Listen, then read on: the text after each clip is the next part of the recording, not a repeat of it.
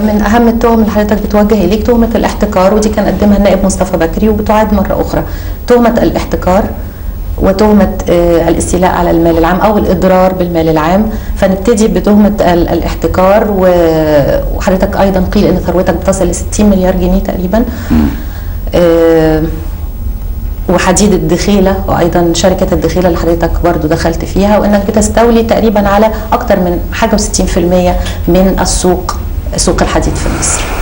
يعني ناخد الموضوعات دي كلها، انا مش عاوز اقول تهم، ولكن ناخد الموضوعات دي موضوع، وخلينا نبدا بالموضوع الاول، وهو موضوع كثر الحديث عنه طوال يمكن 12 سنه سابقه، وهو يعني موضوع الدخول كمستثمر استراتيجي في شركة الدخيلة.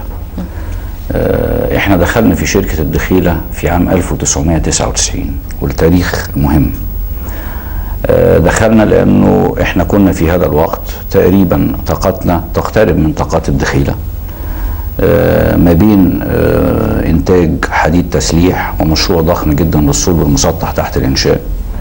شركة الدخيلة كانت تواجه مشاكل مهمة مالية وتسويقية، وكانت تحتاج انها تزود راس مالها، ورفض المساهمين اللي فيها كلهم انهم يعني يكتتبوا في هذه الزيادة لرأس المال. من مساهمي الدخيلة في هذا الوقت؟ تقريبا يعني 50% مساهمين يمثلون مؤسسات مصرية عامة، يعني مال عام، والباقي في الغالب مؤسسات دولية يتقدمها البنك الدولي، بنك التنمية الإفريقي، مجموعة شركات يابانية وألمانية.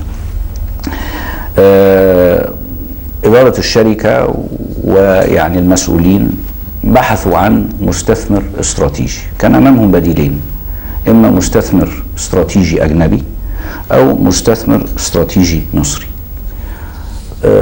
طلب مننا أن احنا ننظر في أن ندخل في هذا الاستثمار. إدارة الشركة، وطبعا بدعم من المسؤولين، دعم لإدارة الشركة، أكيد كان في تباحث معهم. دخلنا شركة الدخيلة وكانت تواجه مشاكل كبيرة. اكتتبنا في زيادة رأس مالها في هذا الوقت بعد ما رفض كل المساهمين الأجانب والمؤسسات العامة أنها تكتتب فيه.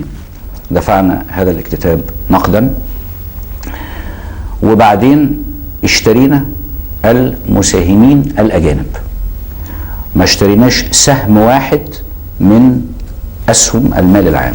أسهم المال العام في شركة الدخيلة بعددها كما كانت قبل دخولنا ما زالت على نفس عدد الأسهم حتى وقتنا هذا. يعني مجلس إدارة الدخيلة الآن إذا كان عدده 19، ففي 9 من ممثلي المال العام. يعني حضرتك بتنفي انكم دخلتوا؟ ده احنا ما مسيناش سهم واحد من اسهم المال العام. انما المهم بقى في ده ايه؟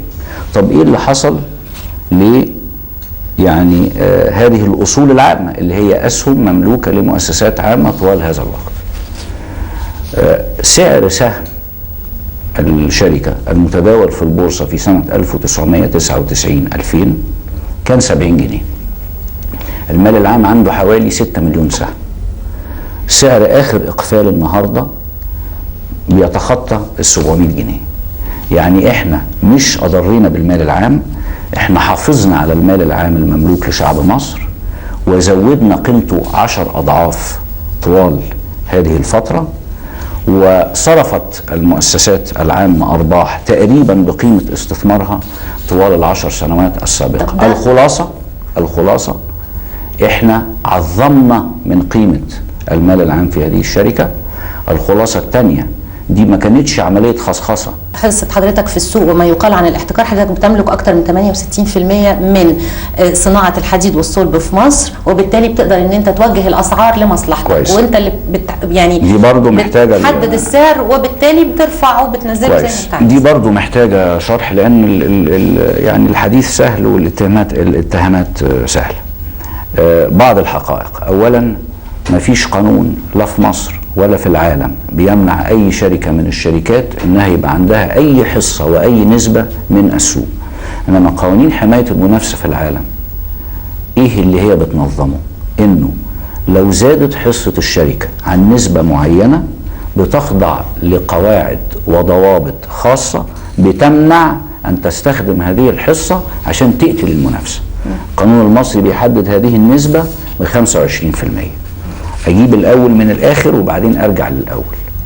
جهاز حماية المنافسة ومنع الممارسات الاحتكارية المصري حقق مع الشركات التي أنا مسؤول عنها في تحقيق طويل استمر من سنة 2006 نهاية 2006 تقريبا حتى 2009، وخلص هذا التحقيق في وثيقة وقرار رسمي منشور من الجهاز إنه هذه المجموعة لا تمارس ممارسة احتكارية واحدة، وأنها بالتالي يعني لم ترتكب أي خطأ فيما يتعلق بهذا الموضوع. ده أول هام، يعني من الناحية القانونية ده مش موضوع جديد على الشركة، ده موضوع الجهات المسؤولة في مصر حققت فيه، وتحقيق كان رسمي وأمام العامة. أسأل حضرتك، هذه التحقيقات ما خضعتش لأي ضغوط؟ لأن حضرتك كنت فاعل وكنت عضو مهم في الحزب الوطني بحيث أنها تصل لهذه النتيجة. ما هو يعني أرد على هذا الاتهام إزاي؟ إنه الدليل إنه كل ممارساتنا لا تقتل المنافسة ان حصتنا في السوق عماله تقل على مدار الاربع او 5 سنوات السابقه. تسيطروا على كانت الحصه بتاعتنا في اعلى نسبه وصلت لها 68%، النهارده حصتنا في السوق بقت 44%. حضرتك اتفاجئت بقرار النائب العام بانك ممنوع من السفر وتجميد ارصدتك؟ هو يعني ممكن اكون اتفاجئت فعلا وما كنتش مستوعب يعني ما هو سبب هذا القرار، انما انا احترم هذا القرار واثق فيه. طب ما هو سبب هذا القرار تفتكر؟ يعني مش مهمتي ان انا اقول السبب، اتصور انه يعني اجراء احترازي، اجراء تحفظي ما كانش عليا فقط، كان على عدد من الشخصيات. بس البدايه كانت مع حضرتك ومع حبيب العدل. انما الاهم من هذا وذاك انه يعني انا ما عنديش حاجه اخفيها، ما عنديش حاجه اخشاها الا ربنا. عندنا ثقه كبيره جدا في ان كل ممارساتنا سليمه. ما جاوبتنيش على موضوع ثروتك، هل فعلا 60 مليار جنيه وهل فعلا في 6 سنين وصلت ل 60 مليار؟ الارقام دي كلها غير سليمه. ثروه الصانع اللي بيمتلك، احنا كل شركاتنا مقيده في بورصه الاوراق الماليه، اذا هي ثروه ورقيه عباره عن ملكيه اسهم في شركات. الصانع بيبقى حفر قبره جنب مصانعه. انا لا ابيع هذه الاسهم.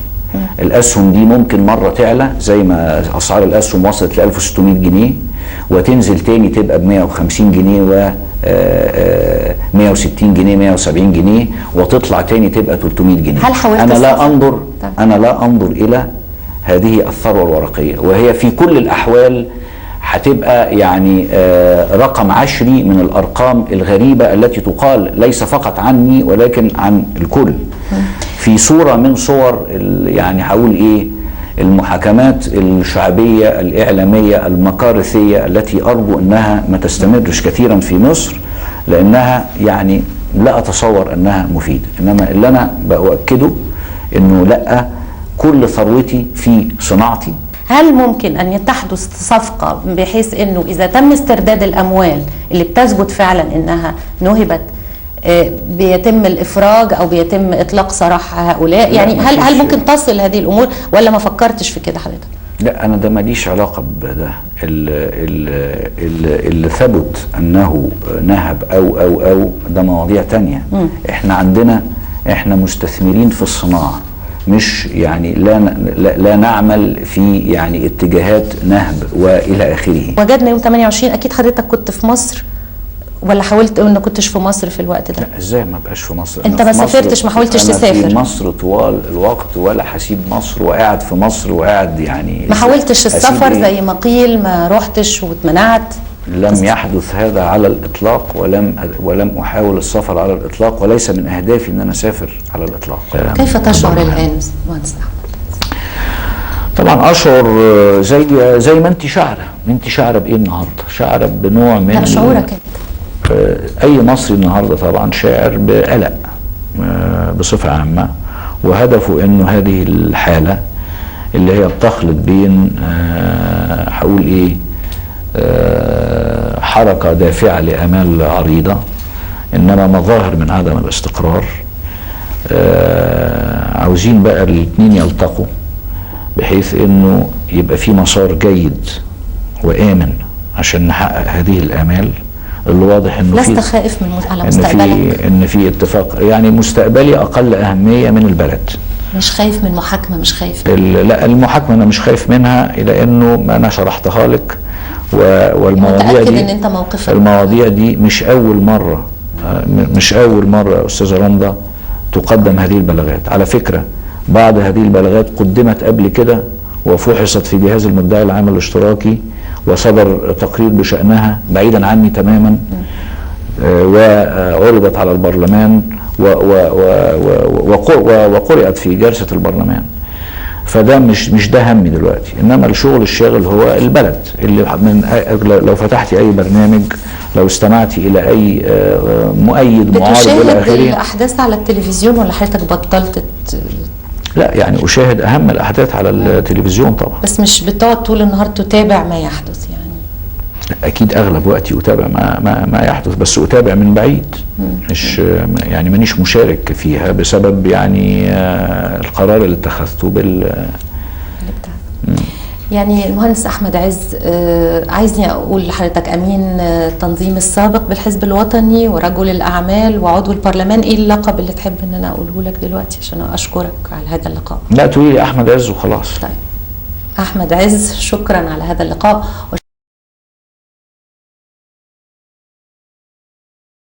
يعني أنا حديثك عن الثروة وما تعرفه أو ما تريد أن تقوله في هذه النقطة تحديدا، تفضل. هو بالنسبة للحديث عن الثروة، أنا اتكلمت عنها في مجلس الشعب في مواجهة المهندس أحمد عز في قلب المجلس، وقلت له إزاي شاب زيك عنده 40 سنة يكون معاه 40 مليار جنيه مصري؟ قول لي انت امكانياتك ايه؟ ذكاء، خبرة، وارث؟ قول لي انت ازاي واحد زيك ممكن يبقى معاه 40 مليار جنيه؟ وقف يوميها يقول لي ابائي واجدادي. ابائك واجدادك ايه؟ ده اللي خلاني قلعت الجزمة ساعتها عشان اضربه بيه لما قال ابائي واجدادي، لان انا عارف ان جده الله يرحمه ويحسن اليه كان بيشتغل تربي في الغفير، وعارف ان والده كان عنده محل في السبتية بيبيع مواسير مش حديد. فالنهارده عشان هو بيتكلم بصيغة الجمع ويقول لك احنا مستثمرين. احنا مستثمرين مين؟ ده انت واخد الارض اللي في خليج السويس ال 15,000 فدان، واخد المتر ب5 جنيه بالقسط، باعوا ب 1500 جنيه، يعني دي فوق 6 مليار جنيه بس من غير حاجة. ما كان الشباب أولى بيهم. تعال للصفقات، تعال خش على شركة حديد الدخيلة. شركة حديد الدخيلة أحمد عز بدأ إن هو اشترى حصص الشركات الأجنبية المساهمة، الحصص الصغيرة، بمساعدة يوسف بطرس غالي. هو اللي ساعده ومكنه إن هم يشتروها بأرخص الأثمان وبضغط على الشركات دي، ثم تدور على حصة العاملين في الشركة اشتراها، ثم راح موقع البورصة وراح مخلي شركة عز الحديد تشتري من شركة حديد الدخيلة. يعني عز اشترى من عز من غير ما يدفع قرش ساغ. وللأسف كل ده كان بتمويلات البنوك. ازاي احمد عز يخش بنك وياخد منه الملايين دي الا اذا كان معاه شريك رئيسي قوي يملك انه يرفع سماعة التليفون لرئيس مجلس إدارة البنك يقول له اديله الفلوس. يعني أحمد عز خد شركة حديد الدخيلة من غير ما يدفع ساغ. واسألوه على الأرض بتاعت قناة السويس اللي هي بتاعت خليج السويس، هو وغيره. يعني في مجموعة في مصر كانت محتكرة كل حاجة معروفة في مصر. طب الشريك الاستراتيجي يا سيد طلعت سادات، الشريك الاستراتيجي المهم اللي بتلمح إليه ممكن جمال طبعا، جمال. انا في يوم قعدت انا والدكتور فتحي سرور قعدنا نحسبها، قلنا ان شركة حديد الدخيلة بتكسب 2 مليار دولار. هل في ادله على دي يا سيد يصرف على طلعت؟ الحزب الوطني. يعني حتى لا نقول نحن يعني أيوة، نلقي اتهامات للرجل جزافا وهو مظلوم. في اتهامات، في ادله يعني. هو مين اللي مظلوم؟ مين اللي مظلوم؟ انت بتتكلم يعني على مين اللي مظلوم؟ لا هل هناك وانا ادله؟ قصدي احمد عز. هو انا الكلام اللي انا بقوله دلوقتي مش انا قلته في مواجهته في قلب مجلس الشعب، ولا انا جاي بقوله النهارده عشان احمد عز مزنوق؟ انا بقى اللي انا بقوله دلوقتي هو اللي انا قلته في مجلس الشعب. وموضوع الاحتكار انا قلت لهم قانون الاحتكار ده لان بدأنا بالاحتكار بالقاف ثم بقت بالكاف. يعني الاحتكار احتكار النظام الحاكم في مصر للشعب هو اللي ادى الى عملية الاحتكار.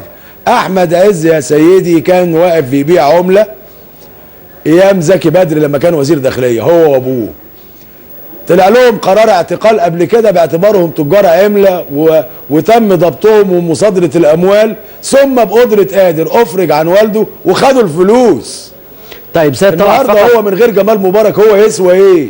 طيب سيد طلعت، أنا للأمانة الحقيقة سنحاول بكل المقاييس وبكل الجهد أن نتواصل مع السيد المهندس أحمد عز، ربما يخرج معنا ويرد على كل من حقه طبعا. أنا معاك أهو، أنا معاك. طيب يعني لا يا ريت يواجهني، يا ريت يواجهني.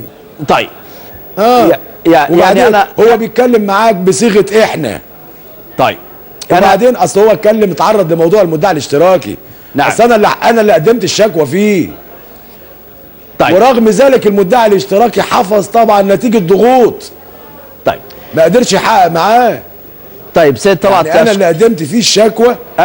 انا اشكرك شكر جزيلا. انا اسف الوقت انتهى المحدد لهذه النقطه، ولكن الاستاذ طلعت السادات عضو اتحاد المحامين العرب وعضو مجلس الشعب السابق، شكرا جزيلا لك. والدكتور